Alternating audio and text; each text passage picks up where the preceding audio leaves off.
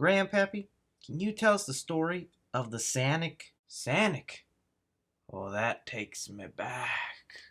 Today would have been a really special day in movie history because if it wasn't for the fan outcry at this weekend or today, depending how big of a Sonic fan you were, the Sonic the Hedgehog movie would have been released in theaters and we would have gotten the Meow design, as I am going to go ahead and call it now. What I want to go ahead and do today, guys, is just talk about the rise and fall of the 2019 Sonic movie. Really just the interesting legacy behind this movie and how fans actually changed a big Hollywood motion picture for once. So be sure you guys are leaving a like down below for Sonic and comment what part of this amazing journey was your favorite part. So this all started in 2017 when Paramount announced that they were going to fast track a Sonic the Hedgehog movie. It had been something Sega had wanted to do for the longest time because, well, Sonic is a popular character with a very large and dedicated fan base. They have survived through countless bad video games, always hoping the next one is better than the last, and not everything Sonic related was always poo-pooed on. For instance, Sonic Boom, which actually turned 5 years old today, is one of the most beloved Sonic animated series, and so it's no surprise that this was actually going to be happening. Now, it was going to be done with Paramount, and we should have known that was the biggest mistake from the beginning, because Paramount has brought us these designs so far. The Transformers, the Ninja Turtles reboot, the what the heck are those turtles, or just movies with really wild and weird concepts like monster trucks. The producers of the Fast and Furious franchise are the ones who got behind this project to really push it forward, and you gotta be thinking to yourselves, that was definitely a gimmick. Oh, Cars, Fast, Sonic, Fast. Here's your movie. I can only assume they went with that route because they were hoping to bring the same sort of action fun to the Sonic the Hedgehog character with some over-the-top action, some really nice special effects, and for the most part they had an interesting idea. They pitched it with Chris Pratt as their main star as a buddy cop film with Sonic and Chris Pratt playing a local cop. This is some of the first artwork that was shown to them to give the studio an idea for what they were going for. Just looking at this, I would have told you this piece belongs in the early 2000s, in the era of the Smurf movies, with those really bad CGI characters mixed into the New York setting atmosphere. I don't know why studios think, oh, this character that has a fascinating, interesting world filled with loops, interesting creatures, mythological beings, an evil robot.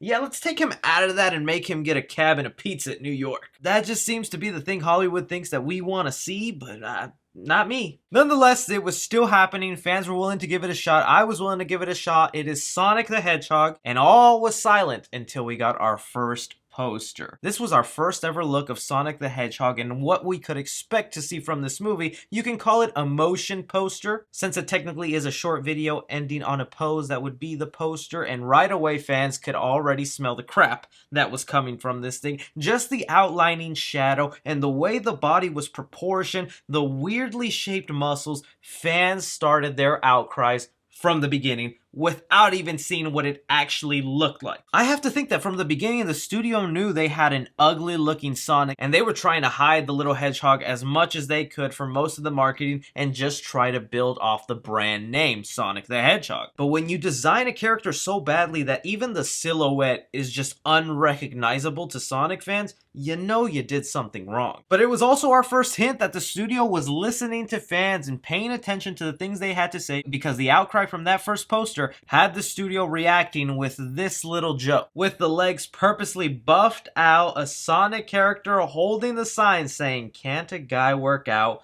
Be back next year. Love, Sonic." So already their ears were on the ground. They were heavily paying attention to fans' reaction, and they were like, look, whatever, this muscles, whatnot, they're gonna love the design.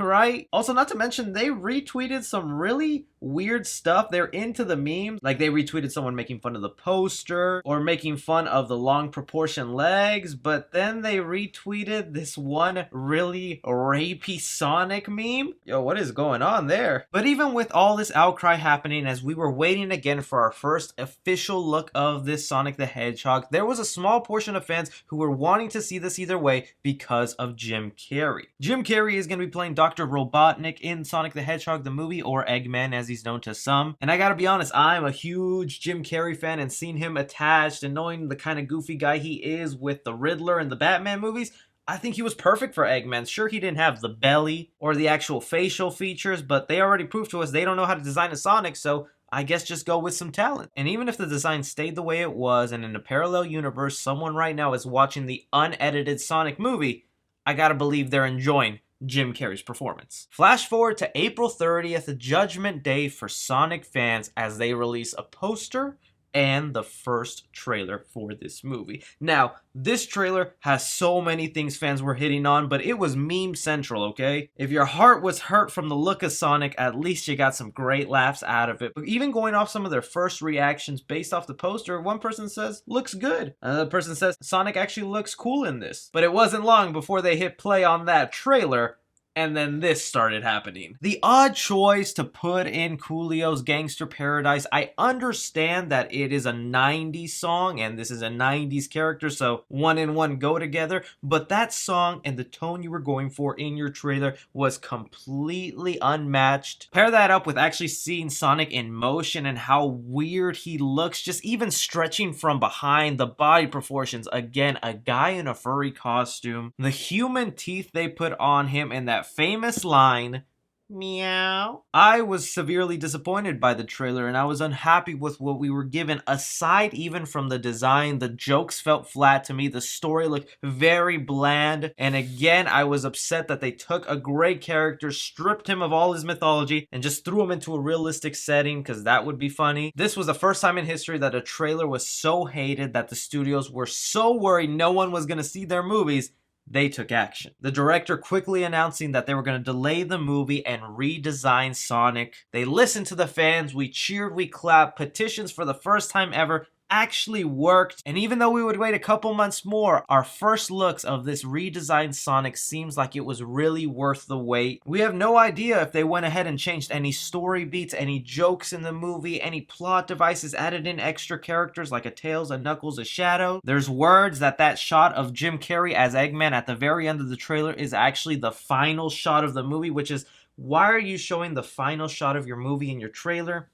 Don't do that. But one thing's for sure, this whole journey of Sonic the Hedgehog is an interesting one that I will always remember. Just the fan backlash, the fans being happy, and when this trailer comes out, I don't know which way the roller coaster is going to roll, if we're going to be happy or if we're going to be mad again. But anyways, guys, you go ahead and leave your thoughts down below. What did you think of this rise and fall of Sonic, the 2019 movie? I know now it's 2020, but this is the funeral or the commemoration of what Sonic could have looked like and what could have happened. I'm still going to give the movie a shot. I'm going to go in with an open mind and hope it surprises me and it's a blast. And if the movie is horrible, I'm still going to pat them on the back and congratulate them for just listening to the fans. Be sure to like and subscribe. Follow me on Twitter at 3C Film Review. As always, I'm Chris.